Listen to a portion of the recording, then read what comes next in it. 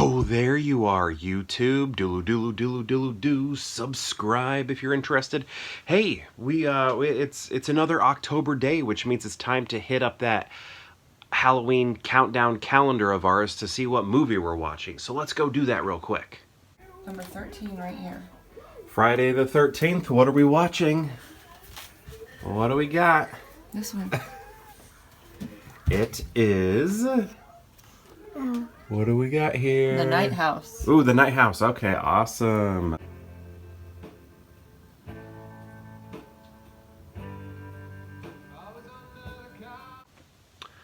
So The Night House, it's another one of those psychological horror, grief, trauma movies. You know, it looks sort of like, I'm trying to think, do you remember, well, Midsummer, kind of, in a way.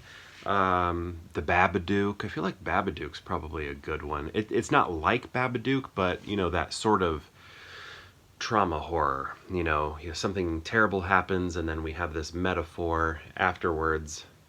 Something flying around over there. Presenting itself through, like, horror tropes. And I think it's very well done.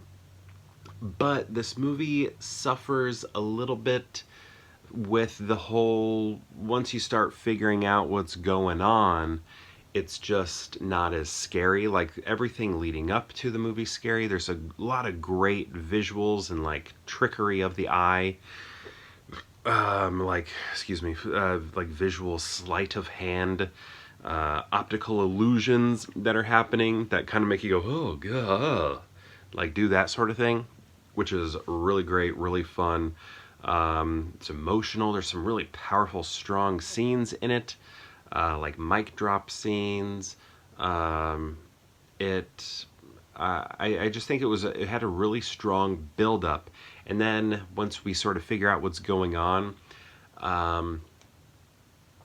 you know, I don't know, it just like starts to make a little too much sense or something, you know, and then it's like, oh, you know, it was kind of more fun when I didn't know what was going on, but when I didn't know what was going on, I wanted to know what was going on. So then you find out what's going on, and I mean, you can kind of pick up on it as you go, but then it gets like very specific. It's like the demon or whatever, the whatever it is, just provides this exposition, and you're like, oh, thank you for laying it out for me, sir. Which was it was kind of funny, but the tone of the movie is like so earnest that maybe it works. Does it? Does it work? I mean, the movie, I think, does as a whole, but I'm just talking about, like, the end, when we get the exposition about what's been going on. I'm trying to understand how I feel about it. It just felt a little too exposition-y, I guess. But as we're watching that exposition unfold, it's done in a creepy voice, and I like the creepy voice in this movie. It's very creepy. One of the better spooky voices, I think, in a movie. It's done really well, but I think that voice, and then also the visuals that we're getting in it at that time, just makes it kind of okay. It makes it okay. It doesn't overly harm the film or anything, because I still think the film overall is really good. I liked it, especially the lead up to everything was really good. And just the optical illusions that we get in this are really cool. I thought that was a wire or something behind me. It was my hair. Yeah, just a lot. Like, think of like Inception, you know, like these dreamscapes that everybody's existing in. It sort of has stuff like that going on, and it's all confusing. But then things, you know, start making sense, like as to what was going on, what we were witnessing, and I don't know. here's the thing, there's like two sort of points of exposition. One where you like figure out the surface level of everything, and then things go a little bit deeper, like into a why it's happening.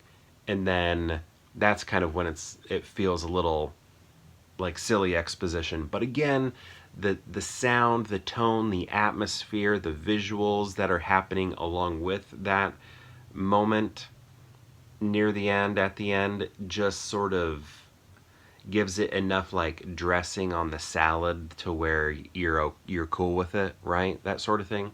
Anyway, overall, I liked it, and I feel like I'm criticizing it more than I feel critical of it. Like I feel like I'm verbally criticizing it more than how I internally feel about it. So sorry about that, because I still really did like it. Rebecca Hall, she's really good. Her husband in it is played by the person who played Toad in X-Men Days of Future Past. How cool is that? So not Darth Maul, not him from the first X-Men movie. No, no, no. I'm talking about Days of Future Past. A guy from like Chicago Hope. If you grew up in the '90s, you'd recognize him.